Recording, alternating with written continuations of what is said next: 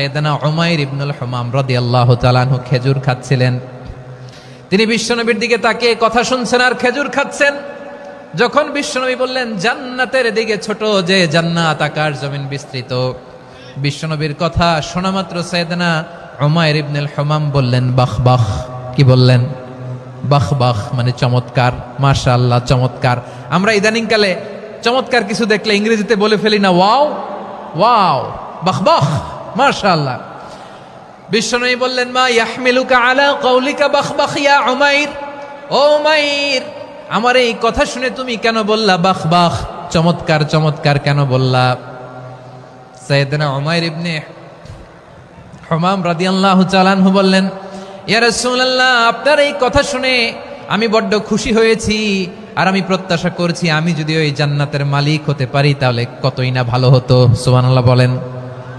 বিশ্বনবী বললেন ছোট এই জান্নাতের দিকে যে জান্নাত আকাশ জমিন বিস্তৃত।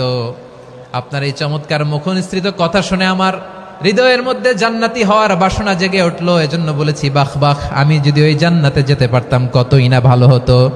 উমাইরের কথা শুনে বিশ্বনবী বললেন ঠিক আছে উমাইর, জান্নাতে ঢোকার জন্য, এই জান্নাতের অধিবাসী হওয়ার জন্য যেহেতু তোমার এত আকাঙ্ক্ষা, আমি বলে দিলাম আনতা মিন আহলিহা, তুমি আল্লাহর ওই জান্নাতের অধিবাসী হবা। যাও উমাইর, তুমি ওই জান্নাতের অধিবাসী, ওই জান্নাতে তুমি ঢুকবা, তুমি জান্নাতি। তার মানে সহজ কথায় তুমি জান্নাতি। সুবহানাল্লাহ বলেন।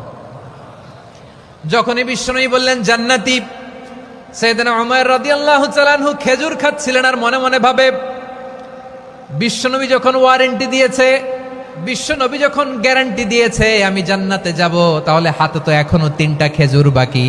এই 3টা খেজুর যদি খাই তাহলে জান্নাতে ঢুকতে দেরি হয়ে যাবে। সুবহানাল্লাহ পড়েন। হাতে কয়টা খেজুর? 3টা খেজুর। বিশ্বনবী বললেন উমাইর আনতা মিন আহলিহা, তুমি ওই জান্নাতের অধিবাসী, তুমি জান্নাতি।